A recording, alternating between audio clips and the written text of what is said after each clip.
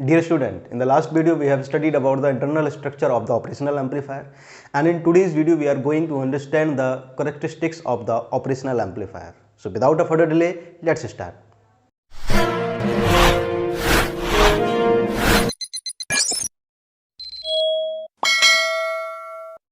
तो characteristics of operational amplifier, यहाँ पर मैंने एक आइडियल ऑपरेशनल एम्पलीफायर IC741 का एक सिंबल बनाया हुआ है और यहाँ मैंने प्रैक्टिकल ऑपरेशनल एम्पलीफायर बनाया हुआ है। इन दोनों को हम डिस्कस थोड़ा सा कर चुके हैं कि ये किस तरीके से बनता है। ठीक है, IC भी हम डिस्कस कर चुके हैं कि 741 जो IC उसकी जो 8 पिन्स होती हैं वो किस तरीके से काम करते हैं, एक ओवरव्यू हम ले चुके हैं। अब हम देखेंगे characteristics of operational amplifier in detail. तो करेक्टरिस्टिक्स की अगर मैं बात करूं तो ये आपने यहाँ पे दिख रहा है, आपको 11 करेक्टरिस्टिक्स यहाँ पर दिख रही हैं, जिसमें पहली है ओपन लूप गेन, जिसे मैंने AOL इससे रिप्रेजेंट करूंगा। Input resistance, output resistance, bandwidth, input offset voltage, output offset voltage, input bias current, input offset current, CMRR, PSRR and स्लू rate. तो ये आपके पास 11 करेक्टरिस्टिक्स हैं। अब एक एक करके इनके बारे में हम डिस्कस करते हैं। जब हम इसे अच्छे से कंप्लीट कर लेंगे तब आपको इसके बारे में पूरा एक कंप्लीट आइडिया हो जाएगा कि बेसिकली जो ऑपरेशनल एम्पलीफायर है वो उसमें क्या क्या होता है, वो किस तरीके से काम करता है। तो एक एक करके इसको समझते हैं। तो सबसे पहले हम लेते हैं ओपन लूप गेन। तो सबसे पहले हम ओपन लूप गेन के बारे में बात करते हैं, जिसे हम AOL इससे रिप्रेजेंट करते हैं। तो अगर मैं ओपन लूप गेन के बारे में बात करता हूं तो ये गेन क्या होता है, that is output by input.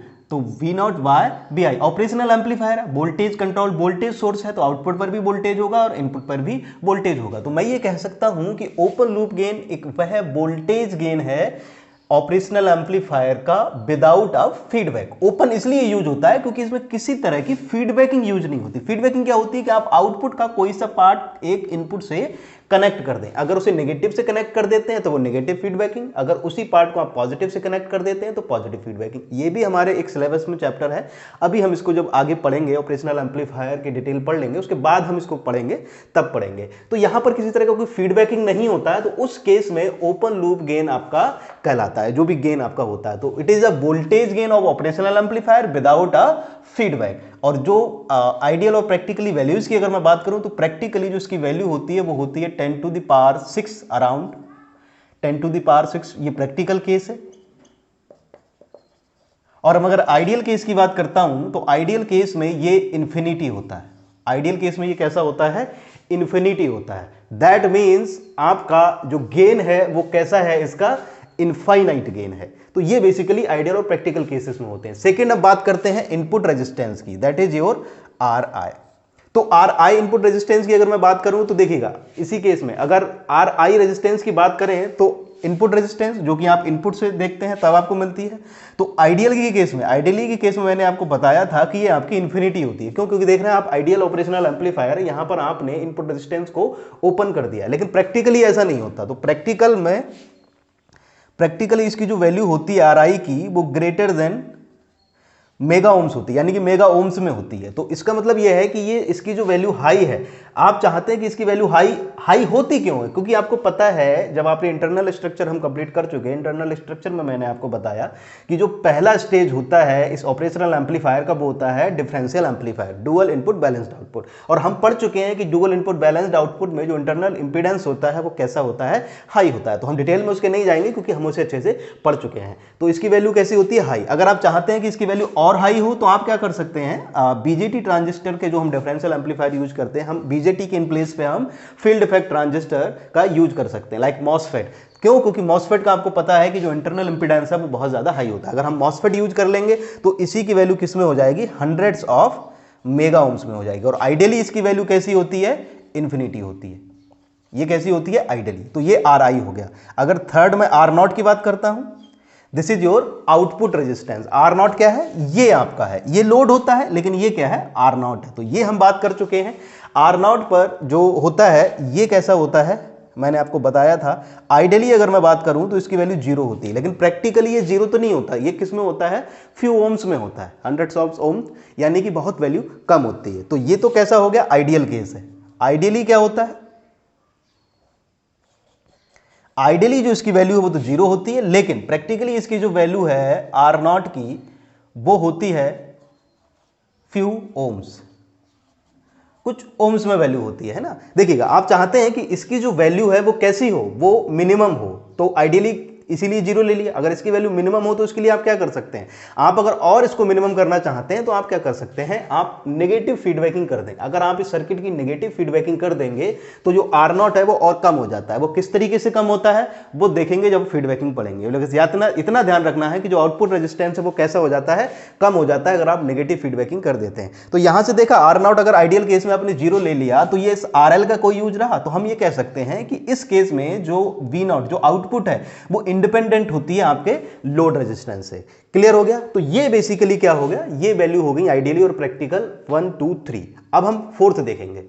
तो फोर्थ पॉइंट है हमारा बैंडविड्थ। बैंडविड्थ की हम बात करते हैं तो बैंडविड्थ आइडियली हमारी जो है वो इन्फिनिटी होना चाहिए। इन्फिनिटी क्यों होना चाहिए, क्योंकि बैंडविड्थ का क्या मतलब होता है, बैंडविड्थ का मतलब ये होता है कि किसी भी रेंज की फ्रीक्वेंसी को आप एम्पलीफाई कर सके, तो ये आपके पास होना चाहिए। अगर ऐसा कोई डिवाइस है तो वो अच्छा है। तो अगर इन्फिनिटी बैंडविड्थ है तो वो किसी भी फ्रीक्वेंसी रेंज को एम्पलीफाई कर सकता है। क्लियर है। तो इसके लिए क्या कर सकते हैं कि आपका, लेकिन ऐसा प्रैक्टिकली ऐसा नहीं होता। प्रैक्टिकली अगर हम ऑपरेशनल एम्पलीफायर की बात करें तो इसका बैंडविड्थ काफी स्मॉल होता है। तो इसको अगर आपको इंक्रीज करना है, इसको लार्ज करना है, तो आप किससे कर सकते हैं, नेगेटिव फीडबैक से। नेगेटिव फीडबैक की हेल्प से आप बैंडविड्थ को इंक्रीज कर सकते हैं। नेगेटिव फीडबैक से आप बैंडविड्थ को इंक्रीज कर सकते हैं। तो अब जब नेगेटिव, इसीलिए कहते हैं कि जो ऑपरेशनल एम्पलीफायर है ये अकेला कुछ नहीं करता। जब आप इसके आगे पीछे रेजिस्टर्स, कैपेसिटर इस तरीके से जब ऐड करते हैं तब इसकी फंक्शनिंग होती है। तो ये बैंडविड्थ होपफुली आपको क्लियर हो गया होगा। फिफ्थ है हमारे पास input offset voltage. Input offset अगर मैं वोल्टेज की बात करता हूं तो एक ऑपरेशनल एम्पलीफायर है आपके पास, आप क्या कीजिए, दोनों को ग्राउंड कर दीजिए। दो इनपुट्स हैं आपके पास, positive, negative, inverting and non inverting. आपने अगर दोनों को ग्राउंड कर दिया तो आउटपुट मस्ट बी जीरो होना चाहिए। ऐसा नहीं होता, output is not equal to zero. क्यों नहीं होती, देखिएगा, क्योंकि जो भी ये आपके सर्किट्स हैं, इन सर्किट्स को आप कभी भी परफेक्टली मैच्ड हम नहीं बना पाते हैं। जब भी कोई मैन्युफैक्चरर इसको मैन्युफैक्चर करता है तो वहां पर कुछ ना कुछ सर्किट में डिसिमिलरिटीज जरूर रह जाती हैं। तो उन डिसिमिलरिटीज की वजह से क्या होता है, यहां पर कुछ ना कुछ हमें वोल्टेज मिलता है। लेकिन अगर यहां पर वोल्टेज मिल रहा है और इसको हम मिनिमाइज नहीं कर रहे हैं तो जो हमारी इनपुट जब हम इस पर अप्लाई करेंगे तो वो वहां पर उसके साथ ऐड हो जाएगा, जो कि हमें एक रॉन्ग आउटपुट देगा।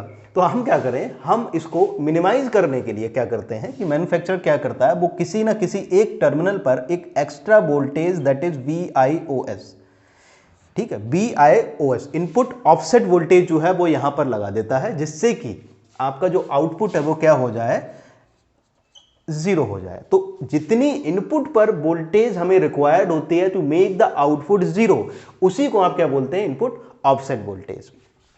अब 6 पॉइंट की बात करें, आउटपुट ऑफसेट वोल्टेज, तो दोनों ही यहां पर हैं, यहीं पर समझ लेते हैं। तो आउटपुट ऑफसेट वोल्टेज की अगर मैं बात करूं तो जब आपने दोनों को जीरो कर दिया, जीरो करने के बाद आपको बी नॉट कुछ ना कुछ मिला, जैसे सपोज कीजिए ये मिला, तो BOO और आउटपुट ऑफसेट, इस वोल्टेज को, जो इतना वोल्टेज आपको इन जीरो इनपुट्स पर मिलता है, उस वोल्टेज को आप क्या बोलते हैं, आउटपुट ऑफसेट वोल्टेज, है ना। और इसको जीरो करने के लिए जितना इनपुट आपको रिक्वायर्ड होता है, input voltage, that is your input offset voltage. Hopefully अब ये दोनों चीजें आपको क्लियर होंगी। अब डिस्कस करते हैं इनपुट बायस करंट और इनपुट ऑफसेट करंट के बारे में। नेक्स्ट है आपके पास इनपुट बायस करंट। तो इनपुट बायस करंट की अगर मैं बात करता हूं तो सेम वही डिसिमिलरिटीज की वजह से जनरली हम क्या लेते हैं कि ये जो दोनों टर्मिनल्स हैं, ये क्या होता है, आइडियली जो RI है, हम मानते हैं कि जो RI है वो कैसा है, इन्फिनिटी है। अगर RI इन्फिनिटी है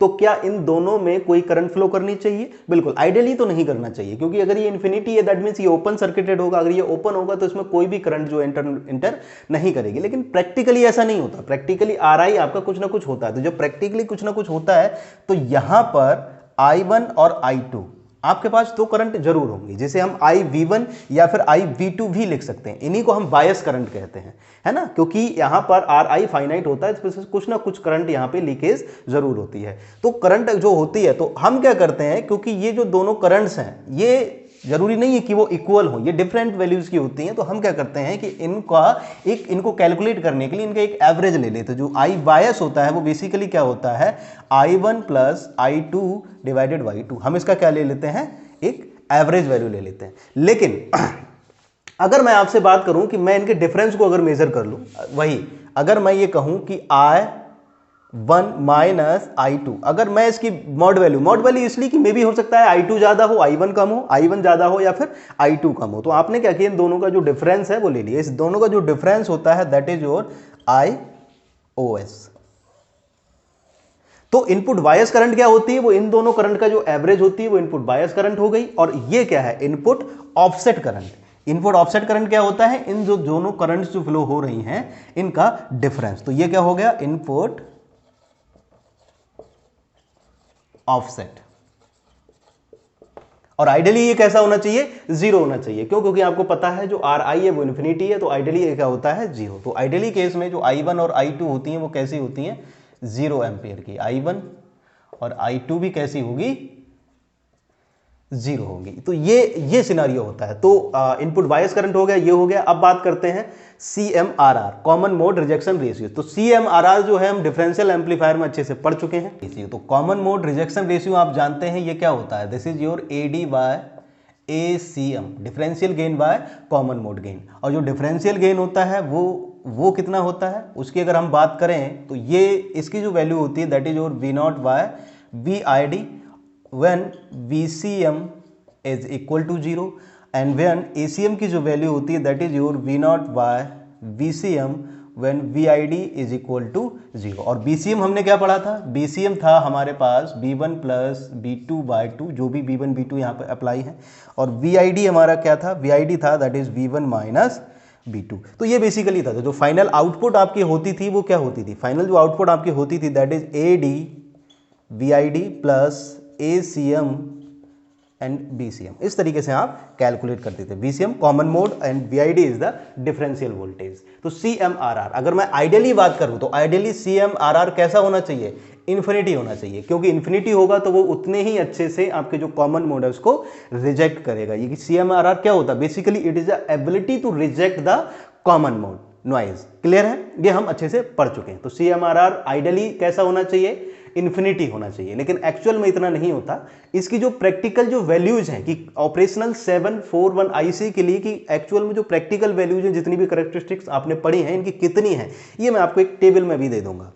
So now we will discuss about the PSRR. So PSRR stands for Power Supply Rejection Ratio, या फिर हम इसे SVRR भी बोलते हैं। SVRR मतलब सप्लाई वोल्टेज रिजेक्शन रेशियो, या फिर इसे PSV भी बोला जाता है, that is your power sensitivity. तो ये तीनों ही एक ही चीज है। ये PSRR होता क्या है, basically it is a change in the input offset voltage, change in input offset voltage. Input offset voltage अभी हम पढ़े थे, VIOS से रिप्रेजेंट करते हैं ड्यू टू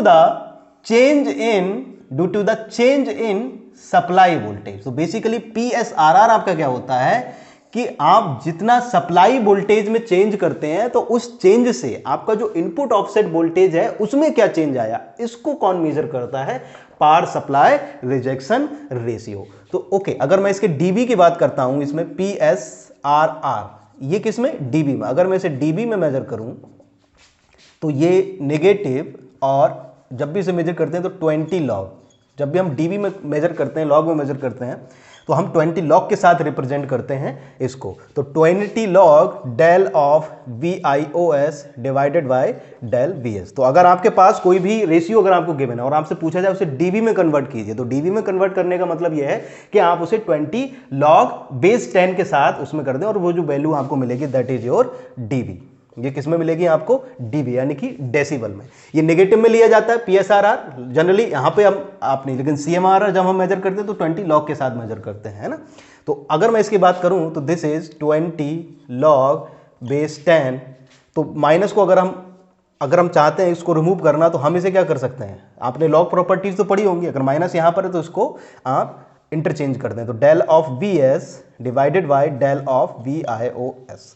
तो बेसिकली ये अब आपका फॉर्मूला फाइनल बना PSRR। तो अगर आपको PSRR मेजर करना है डीबी में तो आप यहां से इसको इजीली मेजर कर सकते हैं। या आप डीबी में हो जाएगा, अगर जनरली डीबी में नहीं पूछा है, नॉर्मल उसमें पूछा है, तो आप नॉर्मली गेन की वैल्यू यहां से कैलकुलेट कर सकते हैं। तो ये क्या आ गया आपका, power supply rejection ratio. Clear हो गया। तो होपफुली ये चीजें अब आपको क्लियर होंगी। अगर मैं आइडियल वैल्यू की बात करता हूँ पी एस आर आर की, तो पी एस आर आर की जो आइडियली वैल्यू होती है that is your zero. P S R R कैसा होना चाहिए? जीरो। ऑब्वियसली जीरो होना चाहिए। हम चाहते हैं कि अगर सप्लाई हम चेंज भी कर रहे हैं तो हमारा जो इनपुट ऑफसेट है उसमें चेंज ना हो, क्योंकि इनपुट ऑफसेट में चेंज होने का मतलब ये है कि हमें क्या करना पड़ेगा, इनपुट जो ऑफसेट है उसको वेरी करना पड़ेगा। लेकिन क्या होता है कि इनपुट ऑफसेट को जो मैन्युफैक्चरर है वो पहले से डिफाइन करके भेजता है, तो ये फिर हमारे लिए फिर से प्रॉब्लम हो जाएगी। तो हम चाहते हैं कि जो पी एस आर आर है वो कैसा है?